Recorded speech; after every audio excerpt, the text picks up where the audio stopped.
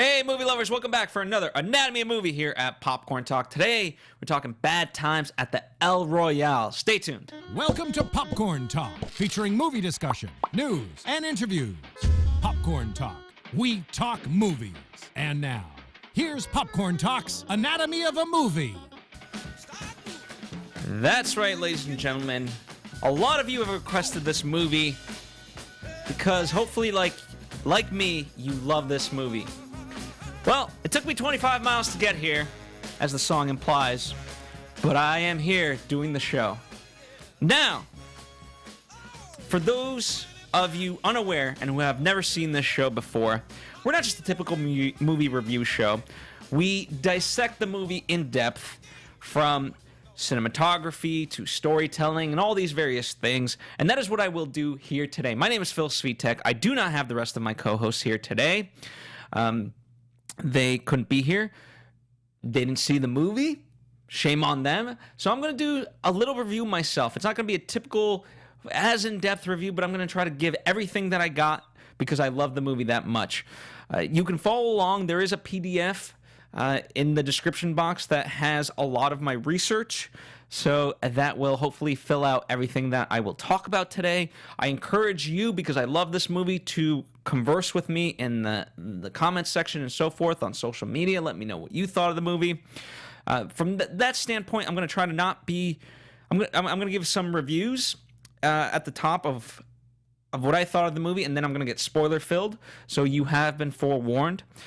The thing I love about this movie is that it's just so eye-catching. It mesmerizes you. There's a mystery element. There's film noir. John Hamm is on record as saying that this is the type of movie that he'd love to watch, hence why he made it. And I am of the same notion. It is almost 2.5 hours, but it does not feel like that at all. It's sadistic fun is what I would call it, because it's humorous in some sense, although in the darkest, deepest of ways. The climax you don't see coming. It takes place in this hotel/motel, and it's very, you're always questioning, where does this go, right?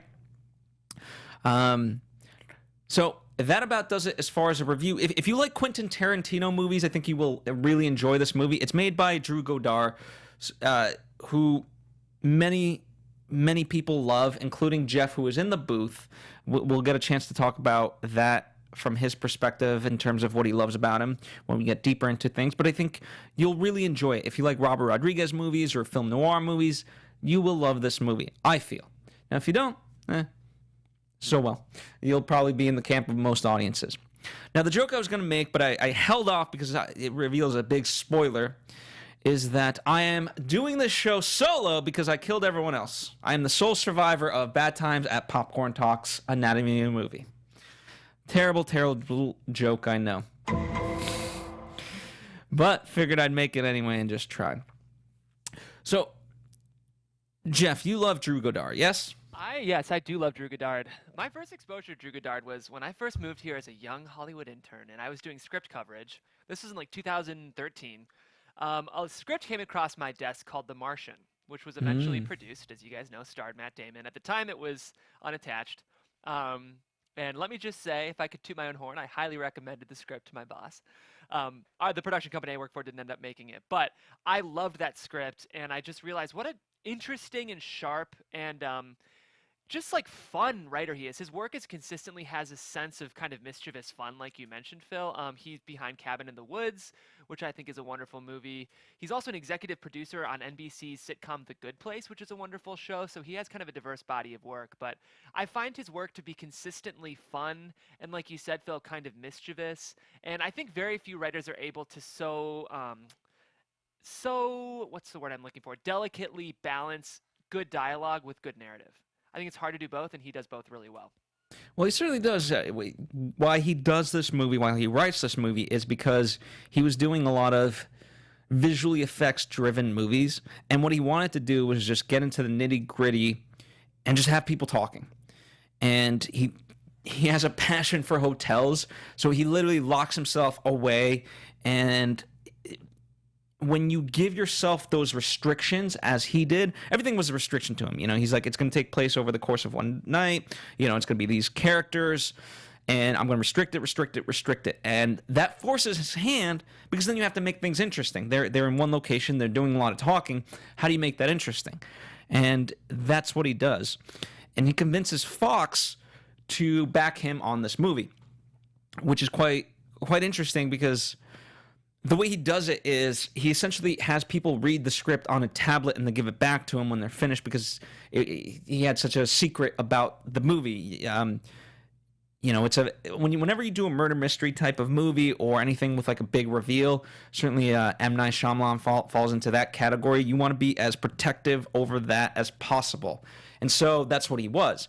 In fact, a lot of the actors, even themselves, it's normal to audition with sides, but even kind of going further into the process, they were only handed sides. And so in the case of Darlene, who is one of the sole survivors apart from Jeff Bridges, she thought her role was going to be such a small role just based on that. She didn't know that this is how it would kind of come to in the movie until she had finished the movie, essentially.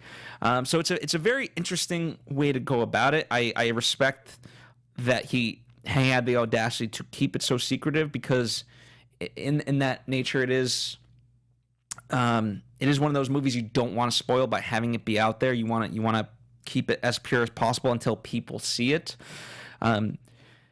So there's a lot that went into it. So let me talk about the cast members, because they're a big part of all of this, right? I'm sure each and every one of you, perhaps, that have seen this movie has a particular favorite one. The interesting part for me is who actually did live and who didn't. I, for some reason, fell in love with John Hamm's character, Dwight, because he's kind of the one who introduces us to the hotel. So maybe I was lulled into him from the start. He's so charismatic, and obviously this movie plays on everyone is not who they appear to be.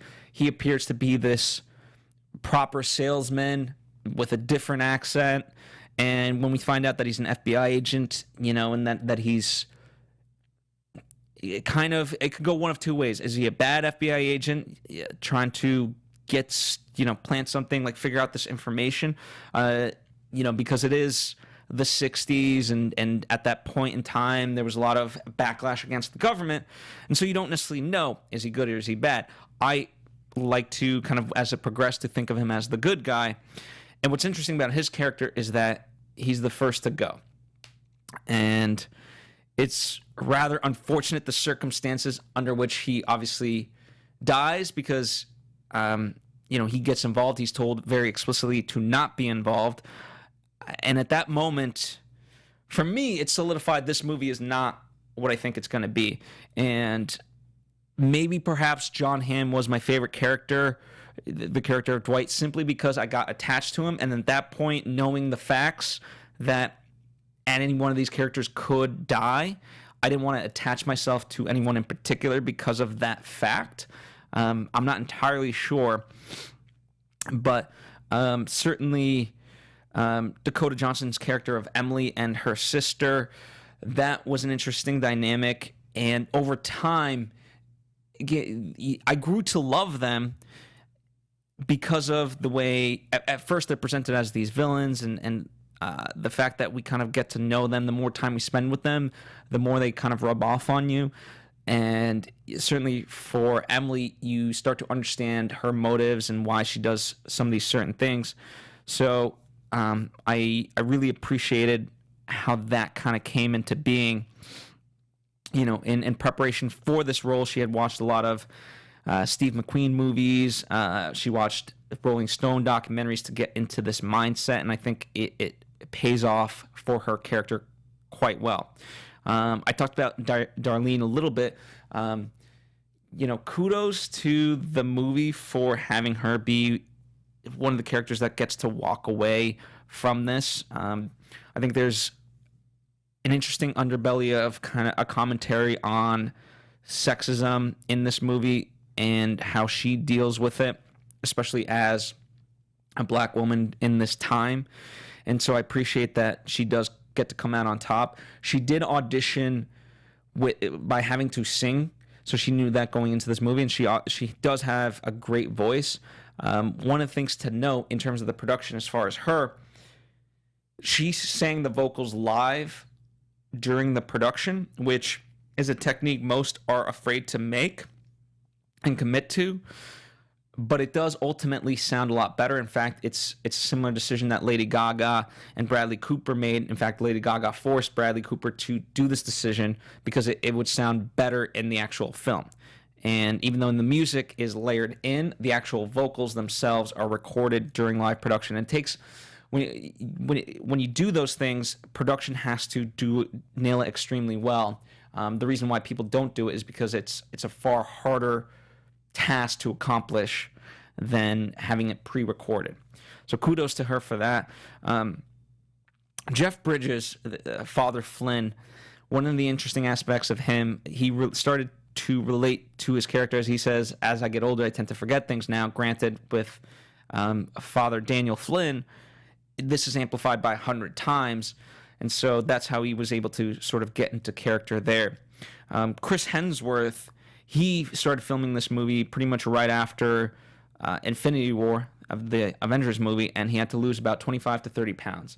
Now, I think his abs in themselves should just get a credit, because most of the time we're not even on his face. We're kind of just shooting Chris Hemsworth's abs, but nonetheless, he carries quite a ridiculous performance. And I say ridiculous because it's such a charismatic, lulling performance from Billy Lee in every scene that he's in. He's kind of modeled after Charles Manson in a way. So that was interesting to note. Then one of the characters that really got to me by the end was Miles. This was a character that, kind of comes off as just a junkie initially, or, who is this kid? But then when you see that him as this, I guess I can call him a slight war hero, and, that being in the Vietnam War has affected him in this way. There's a lot to be said for that, and I think it's interesting to note kind of how naive, in essence, despite having seen such horrors, whether at war or now with the hotel, he still kind of remains and ultimately draws a line, in some sense, by the fact that he keeps the tape, the film reel. That in itself is him trying to hold on to his humanity, at least for me. So those are the various characters. I'll certainly talk about them a little bit more as I talk about the scene. So one of the other characters is this, obviously, the El Royale. One of the things that appeals to me about this movie that is it uses the production design of this movie to its absolute fantastic degree. Just the physical representation that there's a line drawn in the middle. You're in California or you're in Nevada. You're either sunny or, and the fact that there's even a price difference between which state, quote unquote, you stay in is fantastic. And the movie really is about this duality. Is someone good? Is someone bad? Are they this or are they that? And I truly, truly appreciate that, because at no point do we ultimately kind of pick a side for any of the characters. Even Darlene and Father Flynn, they have their redeeming moments, but certainly it comes at a cost. There's that fine gray area. And when you look at it from that perspective, that's what really Billy Lee is trying to preach, is don't choose a side.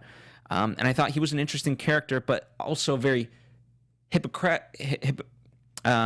a hypocrite in his own right, because as he says, with trying to convince his quote-unquote followers, they want you to play the game, but you can't play the game. They want you to choose, but you can't choose. And so when you look at it from that perspective of the hotel, in essence, the hotel's kind of trying to make you choose a side, whether you want to or not. However, the reason why I say Billy Lee is a hypocritical character is because even though he says don't play the game, all of a sudden he makes them pick a color, red or black, with the roulette wheel, and that decides their fate. Now, I had no idea how this was going to play out. That scene in of itself really, the whole movie in essence, the climax comes to about making a certain choice, a good choice or a bad choice. What's your choice going to be? And what's great about the movie is that in those moments, the final moments, I had no idea how this was going to play out. I was not expecting Emily to die. Now, she chooses the color red. If memory serves me correct. If I don't, I apologize. But I believe she chooses the red, and immediately I was like, oh, okay, maybe she'll be okay. And then in hindsight, I was like, I was stupid. Red symbolizes blood. Boom, she goes. So it's unfortunate in that sense, but everyone else, again, like when I talk about the Miles character, the fact that he's so very specific, like, hey, have you ever shot someone? I've killed 123 people. And boom, we get that flashback of him just being like in essence, like a killing machine. But the fact that he doesn't want to do it, that represents his good side and wanting to really atone for everything that he's done, so much so that even in those moments, Darlene recognizes that as he's dying, he just wants to atone. And even though Father Flynn, not an actual father, he says that he's been lying, and he wants to be honest, and yet in order to fulfill this need for Miles, he has to, in essence, you can call it a white lie, you can call it a bigger lie, but he has to lie nonetheless. And he does it from a place of goodness, and Miles comes to peace, but again, it's from an untruthful place. And that's the interesting part about this movie, is that where is the line? The hotel reminds us, just because we see the physical representation of a line or we see the physical representations of certain things, that doesn't make them necessarily true. Father Flynn, he dresses the part, but he is not actually a father. And certainly, as Darlene earlier in the movie tells him, well, no shit. I thought that was a great line because, yeah, he's not a father. The other aspect of it, in terms of the hotel, is the duality of them all. Each character is one way when they're quote-unquote in public together in the lobby, but then they're a certain different way when they are in their hotel rooms. Now, they feel they can be much more at ease in their hotel rooms, but of course that is not the case because of the two-way mirror. We see into their lives.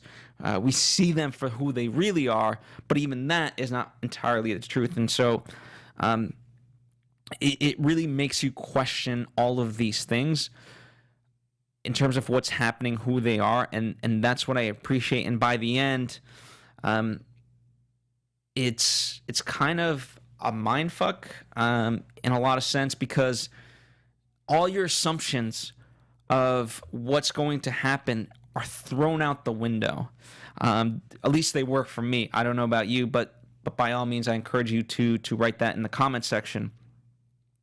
But anyway, the fact that, like, one of the things I appreciated was it's a Tarantino style of storytelling, but having these chapters.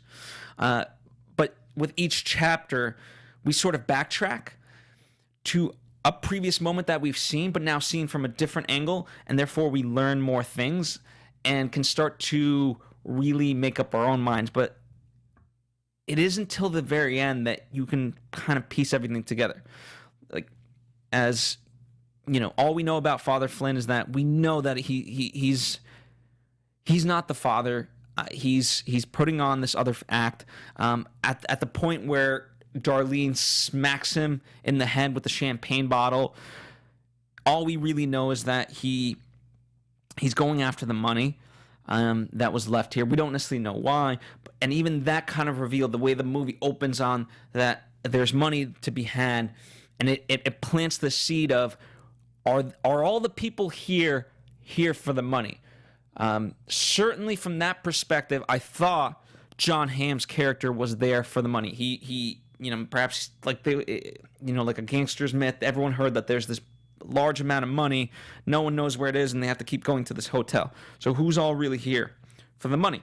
Now, ironically, it's just Father Daniel who's there for the money, but that's a big kind of that's what propels you forward. At least it did for me in those very early moments. And when you start to unravel the onion and peel away the layers, you start to learn everyone's true motive of why they are actually there, and it's a neat little thing to know.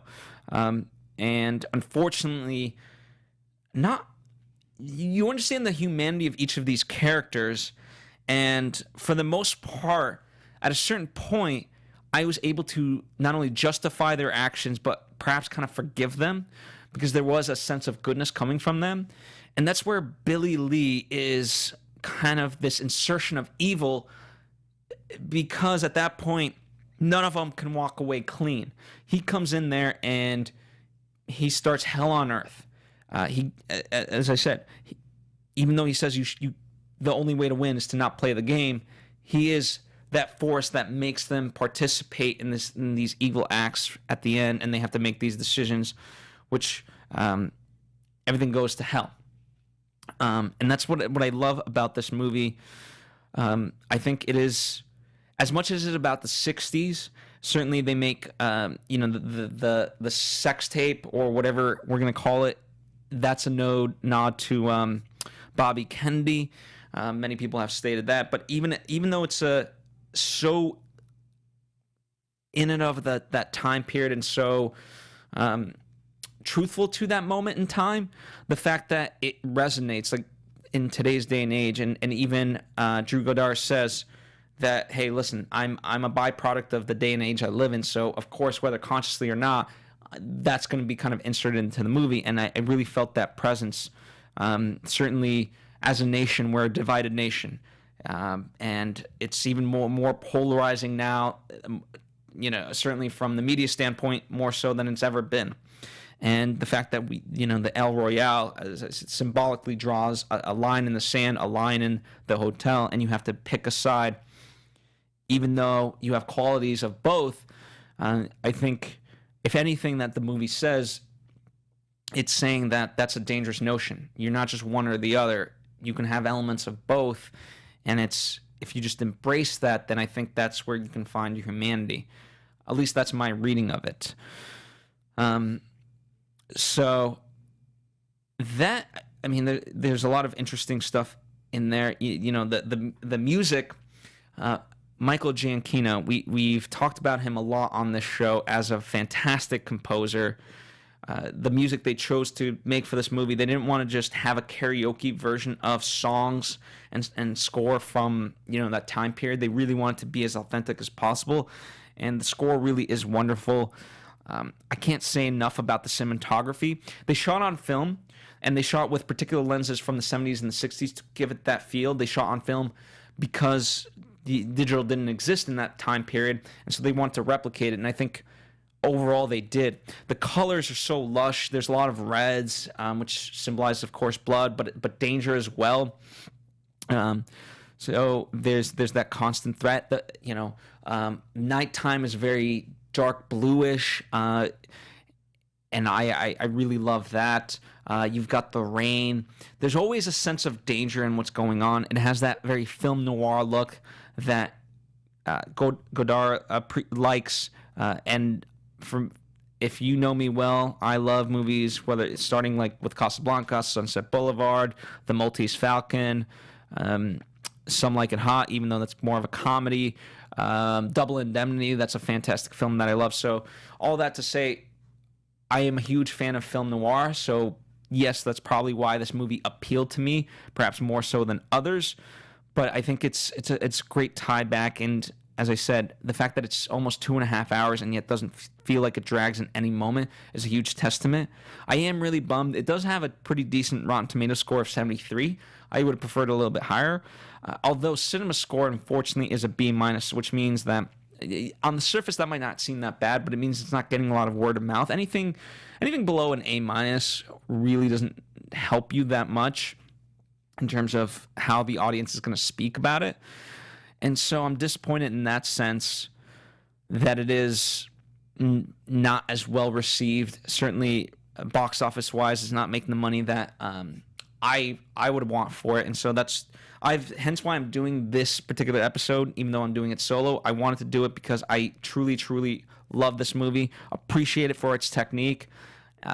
I'm a huge fan of movies that don't necessarily fit into one genre. As he says, Drew says, none of his movies really do. The fact that any of them get made is really a miracle in that sense. But I'm glad it got made. I hope it continues to find an audience. Jeff, who you heard earlier, he's a huge fan, and yet he hasn't seen this movie, so it's unfortunate, right? Go see this movie if you support kind of cinema that's different, that's not franchise films. This is one of those movies that if you're listening to me and you haven't seen it, I encourage you, by all means, go see this movie. From that perspective, though, that about wraps it up for me. I know there's a lot of symbolism that I can get into and things like that, but I would much rather, to be honest, talk about it in the comment section and just kind of start the conversation here and get things going and whatnot. I am saddened that I didn't get to talk about it with Dimitri, with Marissa, who normally are here to join me, but I could no longer hold out on not doing this movie, so I chose to do it. Hopefully you appreciated my opinions, my thoughts, and my insights. As I said, for more research, you can go into the in description box. There's a PDF, so click that. It'll give you tons of information. Jeff, are you convinced to go see this movie? Hell yeah, Phil. You did a great job. I'm in. Thank you. Yeah. All right. Thank you guys as always. I'm at Phil Svitek, and I'll see you next time, which will be for The Nutcracker. It'll be for Bohemian Rhapsody, or heck, just any other movie that you've seen and you want to check back in on Anatomy of a Movie with. Until next time.